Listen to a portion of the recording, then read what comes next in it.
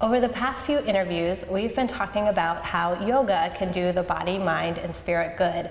And all of us feel out of balance mentally or emotionally on some occasions. So today we're going to be talking about how yoga can really help with our thoughts and emotions. And I'm here with Ivana Ustariz, who is a yoga teacher at the Yoga Loft in Marblehead.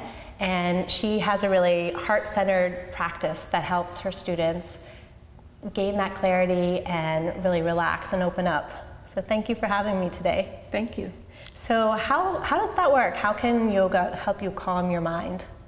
When you open physically, let's say you're just doing a simple stretch and you are breathing, there's a lot of sensation in the body as you stretch it. So the awareness goes to that place. Simply doing that, we start to give the mind a rest, a break. We feel it, we breathe. It opens us, it moves energy, it all works magically, but it works. So just by putting your attention on your body, it lessens what's going on in your mind. Exactly. In class, you like to joke around about having the crazies. What does that mean? The crazies are the disconnection when we are, say we're really contemplating so much in our heads and we're trying to figure it out and get the right answers and make the right decisions, and the body is kind of on its own, and the breath is kind of short, and everything is just segregated, disconnected, and I call that the crazies. And so how does yoga pull all that back together? What is the magic of yoga? It just does. It pulls it together. The stretches, the breathing, it calms the body. I mean, it calms the mind, it opens the body, it deepens the breath. Sometimes emotion comes up when you're on your mat. Why does that happen?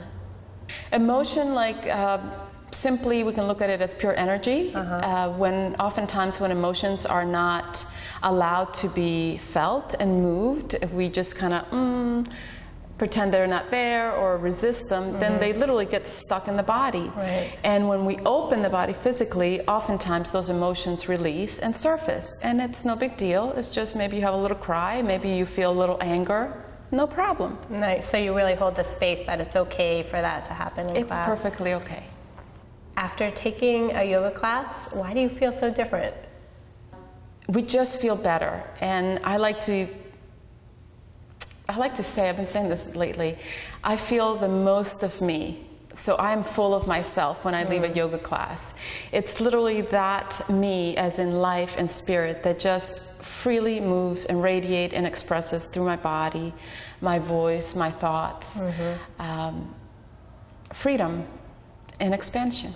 And everyone could benefit from that or enjoy that. Yes. So what would you recommend if someone wanted to quiet their mind down? Is there an easy exercise someone could do in order to have that happen? Yeah, a great place to start, a seated pose, simply with the feet touching.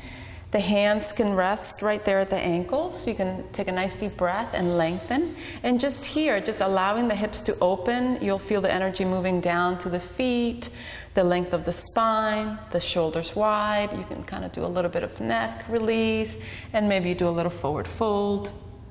Feels great. So really any pose that brings you down in your body and your breath will help with the crazies? Yes, absolutely. Excellent. Well, thank you for taking the time to explain how we can all benefit from calming our mind and paying attention to our body. Yeah, thank you, Megan. If you want some help calming down from the crazies, you can go to the Yoga Loft website. And until then, be calm, be clear, and have that open heart.